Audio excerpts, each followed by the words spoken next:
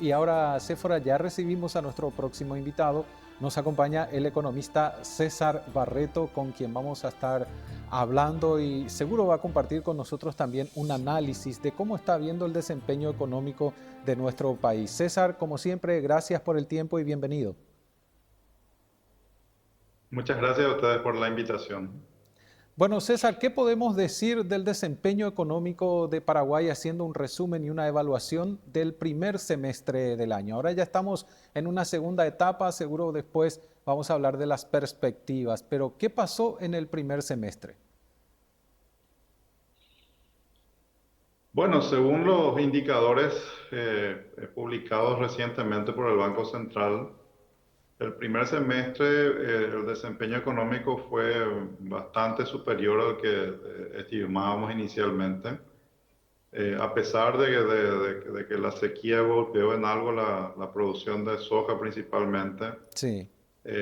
otros sectores productivos tuvieron un desempeño bastante mejor al esperado. Entonces, el crecimiento de alrededor del 5% aparentemente del Producto Interno Bruto, por lo menos es lo que el indicador principal está reflejando, que seguramente después se va a confirmar ya en las mediciones más concretas que hace el Banco Central trimestralmente, ¿verdad? Pero un buen desempeño muy impulsado por el crédito bancario, que también creció a ritmos superiores al 20%. Un tema que yo he manifestado hasta ahora nomás es que cuando la economía crece por un periodo largo de tiempo, por encima del crecimiento potencial que tiene, Ujú. termina generando efectos colaterales que terminan finalmente por ahí poniendo en peligro el propio desempeño futuro de la economía. Entonces, está bien, festejamos de que el crecimiento ha sido importante, alrededor del 5%, pero el crecimiento potencial del Producto Interno Bruto de Paraguay está más alrededor del 3,5-3,7% anual. Entonces, esto genera presiones inflacionarias más altas porque el gasto está creciendo más rápido que el ingreso, genera déficits persistentes y altos en la cuenta corriente de la Ujú. balanza de pago. Es como que estamos comprando más de lo de los ingresos que se genera con el exterior, entonces hay déficit en las cuentas externas. Entonces, esas son cosas que pueden durar un cierto tiempo, pero en algún momento se tiene que corregir y en especial la política pública tiene que reaccionar tratando de evitar que estos efectos colaterales negativos se prolonguen Sí. por mucho tiempo, Y ¿verdad? ahora precisamente, César, ¿qué es lo que haría falta hacer para que eso no ocurra? Yo creo que el Banco Central va a tener que hacer algún ajuste en su tasa de interés de política monetaria, que hasta ahora no, eh, No ha varió. mantenido fija Sí. por un largo tiempo, digamos, ¿no? Eh, Incluso los niveles de liquidez en moneda local, en guaraníes en particular en el sistema financiero, como que se agotó de manera brusca hacia mediados del año, Ujú. hacia junio más o menos, y provocó un salto importante en las tasas de interés del mercado. Sí, el Banco Central está como rezagado en ese ajuste, como que no, ellos consideran que el nivel de liquidez es adecuado, que puede ser, pero finalmente el crédito está creciendo a un ritmo muy superior a lo que podría, a lo que debería de crecer en una situación más equilibrada. Y con Entonces, respecto, ese es un lado. El otro Sí. lado, que es el fisco, también está expandiendo el gasto a un ritmo fuerte por encima de los ingresos fiscales también. Ujú. El déficit fiscal del primer semestre cerró en casi 3% del Producto Interno Bruto. Y el fisco va a tener que reducir, o el Ministerio de Economía va a tener que reducir ese déficit a niveles de lo que está previsto en el presupuesto, que es del 1,9% del Producto Interno Bruto, que es un ajuste importante que va a tener que hacer en este segundo semestre, ¿verdad? Ujú. Entonces, las dos cosas son necesarias para ir reequilibrando nuevamente la economía y que el crecimiento vuelva hacia los niveles más de mediano plazo, sostenibles más a mediano plazo, sería la frase correcta, ¿verdad? y con respecto, César, a lo que ha sido también este primer semestre que se daba comparando al año anterior, ¿qué podemos observar y también qué tenemos que tener en cuenta para lo que continúa el próximo semestre? Bueno, la economía viene creciendo desde el año pasado a un ritmo importante. Impacta mucho, el año pasado muy fuertemente impactó el cambio de política económica en la Argentina, que era un tema que nos venía afectando, esa política cambiaria que hablamos muchas veces con ustedes en este programa. De hecho, Sí, ¿verdad? Que la política cambiaria argentina, previo a mi ley, nos afectaba muy negativamente porque había una diferencia de precios en la frontera muy fuerte, digamos, ¿verdad? Que afectaba a todos los negocios a nivel local, que deprimió el crecimiento en esos años. Pero cuando cambia hacia una política más razonable, digamos, la Argentina, eso nos viene como un beneficio extra del exterior, porque la Argentina es un país grande comparado con el de Paraguay, entonces el impacto es muy significativo, ¿verdad? Eso se va diluyendo un poco más. Todavía persiste este primer semestre del año, es como que hay un ajuste de nivel ahí, entonces mientras se va ajustando al nivel que es más de largo plazo, impacta muy fuertemente, pero también va a ir mermando su impacto positivo una vez que ya los argentinos que vienen a comprar a Paraguay más o menos se estabilizan ciertos niveles, y eso también vamos a ir notando en este segundo semestre hacia el año que viene, ¿verdad? Pero eso fue un choque positivo que tuvimos del año pasado y que ayudó mucho. De hecho, la recaudación tributaria, por ejemplo, creció casi el 20% el año pasado solamente por ese efecto, porque el contrabando era algo que estaba impactando mucho, deprimiendo la recaudación de impuestos también. Eso se recuperó el año pasado. Este año también, ya como ya está recuperado el nivel, la recaudación también viene ya creciendo a un ritmo más menguado. Entonces, hay que entender estas dinámicas para especialmente gestionar adecuadamente las políticas públicas y alinearlo con lo que la economía paraguaya efectivamente puede producir en el futuro, para evitar generar desequilibrios, porque sí. la acumulación de desequilibrios, como hemos notado en algunos países vecinos, menciono el caso de Bolivia hoy, que está en una situación muy crítica, resultado de la acumulación de desequilibrios de malas políticas públicas por una década aproximadamente, termina generando grandes desequilibrios que tienen que ser corregidos con impactos muy fuertes y negativos en general sobre la población. Nosotros tenemos que evitar eso, no Ujú. podemos caer en una situación como esa solo por el voluntarismo de querer impulsar el crecimiento a corto plazo a un ritmo más alto, que se puede Ujú. siempre hacer, pero tiene consecuencias, ¿verdad? La inflación Sí, misma venía acelerándose ya en Paraguay en los primeros meses de este año también, ¿verdad?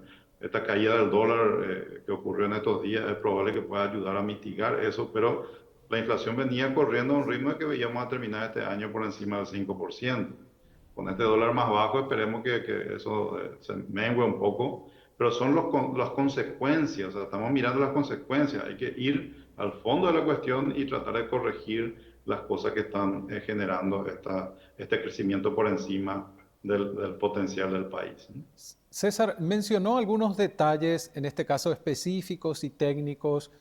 Habló de las tasas de interés, de qué adopción debe tener el Banco Central del Paraguay y qué pasa con aquello que podríamos denominar estructural, como dijo en la última parte. Hace poco las autoridades presentaron un paquete de leyes que buscan algunas reformas.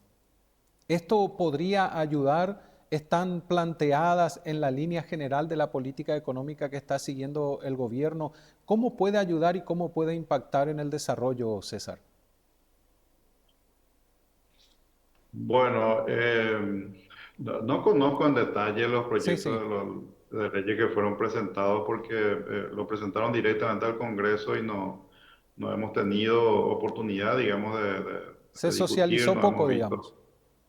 Es poco social, a excepción de la ley de mercado de valores, que es un Sí. sector donde yo participo directamente, entonces sí, ahí hemos participado y es una ley que es modernizante, moderniza, digamos, las reglas del juego en el mercado de capitales, que nos parece que es positivo. El resto de las leyes aparentemente son como ajustes a las leyes de incentivos, por ejemplo, no son cambios estructurales, digamos, sino que son Ujú. pequeños ajustes que mejorarían el desempeño de esas leyes que ya tienen vigencia de muchos años, tanto la ley de Maquila, la ley de 60-90 de inversiones, y no sé qué otras leyes más que estaban por ahí. Creo que hay una ley Sí. nueva que promueve la industria del ensamblaje también, que parece interesante, digamos, ¿verdad? Son cosas que como está construyendo o generando incentivos que va a impactar seguramente de manera positiva en la medida en que las empresas y los empresarios y los inversionistas vean como un instrumento positivo para poder invertir en el país. ¿Verdad? Que en principio, y hablo porque no conozco los detalles Ujú. de los cambios que están siendo planteados, me imagino que son mejoras respecto a lo que había, porque están buscando mejorar su desempeño. ¿Verdad? Ujú. Y consulta Falta para también, mí sí. una reforma muy importante que vengo insistiendo, mucho del sector privado venimos insistiendo, la reforma de la caja fiscal para nosotros Sí. es la reforma, la madre de la reforma, porque es la que está generando tipo, un nubarrón muy fuerte hacia las perspectivas fiscales y de la estabilidad económica del país en los próximos años. Algo que nos ha diferenciado positivamente ya durante 2 décadas, podemos terminar perdiéndolo si es que no hacemos una reforma importante en el sistema de jubilación del sector público, que tiene un déficit que está creciendo a un ritmo muy rápido. César, y con respecto a esa reforma que hablabas, ¿cuáles son los pasos que tendría que dar también justamente el gobierno para poder lograr llegar a eso? Porque es algo que ya venimos conversando desde varios programas Sí. justamente sobre el tema. Bueno, hasta ahora el Ministerio de Economía, entiendo que en representación del Poder Ejecutivo, ha presentado más bien diagnósticos de la situación de la caja fiscal a los parlamentarios, ¿verdad? Tratando de generar, me imagino yo, alguna conciencia de que ellos entiendan el problema y que los parlamentarios apoyen su programa de ajustes paramétricos que son importantes, ¿verdad? O sea, no hay espacio para hacer cambios cosméticos en el tema de la Ujú. caja fiscal, ¿verdad? Esto requiere efectivamente una convicción muy fuerte de parte de los parlamentarios de que hace falta hacer cambios importantes porque los funcionarios públicos se están resistiendo, los jubilados públicos también se están resistiendo y en general los parlamentarios históricamente han sido muy sensibles a los reclamos de este sector, pero están teniendo jubilaciones de privilegio que yo creo que no son, no eran luego razonables en su momento, ahora ni siquiera son sostenibles, no podemos los contribuyentes, que son muchos de ellos más pobres incluso que los funcionarios públicos, estar subsidiándole un programa de jubilaciones privilegiado para ellos. O sea, la gente del sector público se está jubilando a los 45, 47 años de edad. Eso es inviable. Les pido que miren de los, no sé, 200 países que hay en el planeta, a ver si encuentran un sistema de jubilaciones tan beneficioso como el que tienen los funcionarios públicos acá, ¿verdad? Y que Ujú. estamos pagando los contribuyentes cada vez en una proporción mayor. Este año el uso de recursos tributarios para cubrir el déficit de la caja fiscal va a superar los 300 millones de dólares. Sí. Imagínense lo que podría hacer con 300 millones de dólares aplicado correctamente a los usos que debería tener los impuestos que pagamos todos, ¿no? ¿Por Entonces qué yo cree? pido un poco Sí, de razonabilidad a los claro. distintos sectores de entender la situación, ¿verdad?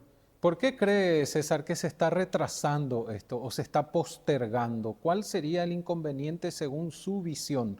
Porque al mencionar el diagnóstico que se está teniendo, que se está viendo, que constantemente se está hablando de esto también en los medios de comunicación, en los gremios, hay análisis ya en relación al tema. El problema viene de larga data. ¿Por qué se posterga, César? Y porque los parlamentarios de los distintos partidos políticos no están apoyando la reforma que hace falta. Ujú. Ellos, me imagino que estarán haciendo ya a estas alturas incluso cálculos electorales y como los funcionarios Seguro. públicos siempre son parte importante de esos cálculos electorales, me imagino que Sí. no quieran afectar eso, pero tienen que asumir su responsabilidad para los cuales fueron electos. Ellos no están para darle beneficio a los funcionarios públicos, ellos están para atender y en lo posible mejorar el bienestar de toda la población que les ha elegido a ellos, ¿verdad? Tienen que mirar el interés general, no pueden mirar el interés sectorial y particular Ujú. de un grupo que cada vez están más privilegiados, ¿verdad? Sí. Falta de decisión política entonces. Porque entiendo yo, si bien tampoco el gobierno ha planteado concretamente cuál es la reforma que buscan, pero han filtrado por ahí que aparentemente quieren elevar la edad mínima de jubilación a 62 años de edad, que me parece razonable, ¿verdad? Hoy se están jubilando a los 47. Ujú. Ahora, obviamente un cambio es 62 para mí es lo mínimo, lo óptimo sería una jubilación a los 65 años de edad, no solamente para los funcionarios públicos, para todos, ¿verdad? para todos los paraguayos, no solamente para ellos, ¿verdad? Pero me imagino que no está teniendo el apoyo ni siquiera la mayoría parlamentaria que claramente tiene el gobierno en ambas cámaras, porque si no ya lo hubieran aprobado las leyes, porque han Sí. aprobado todas las otras leyes con una mayoría propia. Sin embargo, no están pudiendo avanzar. César, para volver al inicio de la charla y cerrar nuestra conversación, ¿qué perspectivas tenemos para lo que resta del año en materia de economía, en materia de crecimiento económico? ¿Las variables se mantendrían estables, no, tomando en cuenta también un contexto global bastante volátil, con mucha incertidumbre? Bueno, nosotros estamos esperando que el segundo semestre se modere un poco el ritmo, porque primero el propio crédito, que era uno que estaba impulsando muy fuertemente, va a tener que moderarse porque no hay suficiente disponibilidad de fondos prestables ya hoy en el sistema bancario, ¿verdad? Ujú. Eso de por sí, al haber menos crédito, seguramente también va a impactar en el consumo y la inversión, que son los que están impulsando este desempeño alto del primer semestre. Y también el fisco, que va a tener que ajustar, moderar el ritmo de ejecución de los proyectos de inversión que tiene. Entonces, ambas cosas configuran de que el segundo semestre va a haber menos dinamismo, pero el crecimiento del conjunto de todo el año obviamente va a estar ya probablemente en 4,1, 4,2% en el crecimiento del año completo, digamos, del Producto Interno Bruto, ¿verdad? Con el 5 más o menos que se dio el primer semestre, implicaría un segundo semestre que estaría desacelerándose a niveles cercanos más al 3% de crecimiento, ¿verdad? Para que en promedio termine alrededor del 4, un poquito más de 4.